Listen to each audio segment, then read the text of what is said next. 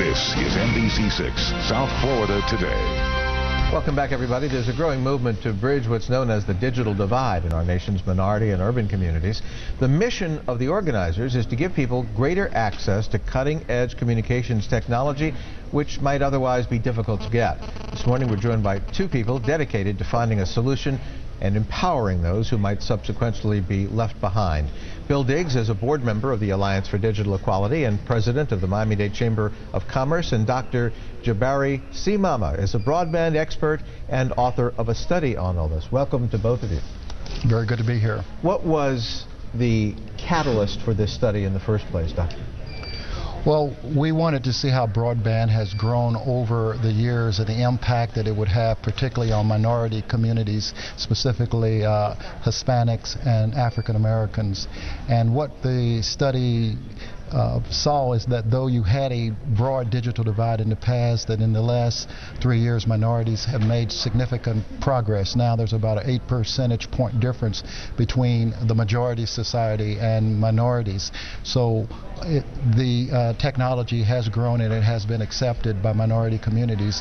One of the reasons why is that the prices have come down and it has been affordable. So the affordability of it, which has been spurred on by competition, has been a very important aspect of the price going down, where it can be accessible to minorities and low-income people as well. We still have a ways to go. About 48% have access now, so that means that 52% does not have access, but it's progress compared to what it was in the past. Your position with the Chamber is incidental to your participation it is there? incidental, exactly. You know, but again, it goes to our core values as an organization. But when our national chairman, Julius Hollis, asked me to be involved in this because of my background in telecommunications in the past, and now that I'm serving a large part of the urban community, it was a perfect fit for what I do on a daily basis. And one of my loves, of course, was to be able to marry the two. What is, we talked about, the gap has obviously gotten much smaller. What's the goal? I mean, how do you want to close it completely? Well, I think, yes, you want to close it completely, and I think you want ubiquitous access. In other words, you want everyone to be able to have it.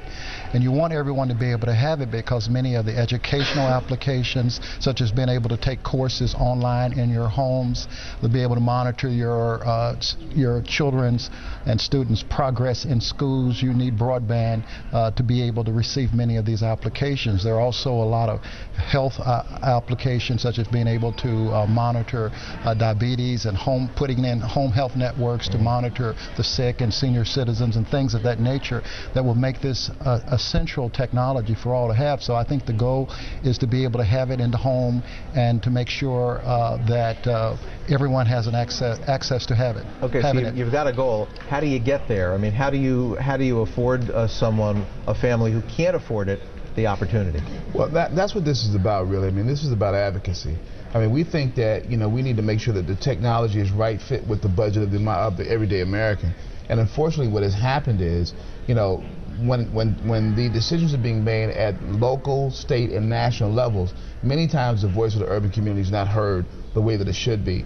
And when this national organization, which, you know, like I said before, Chairman Julius Hollis is the guy that actually has been the catalyst to bring all this about, the most important thing we realize is that a lot of technology passes by the urban core because they are not being heard.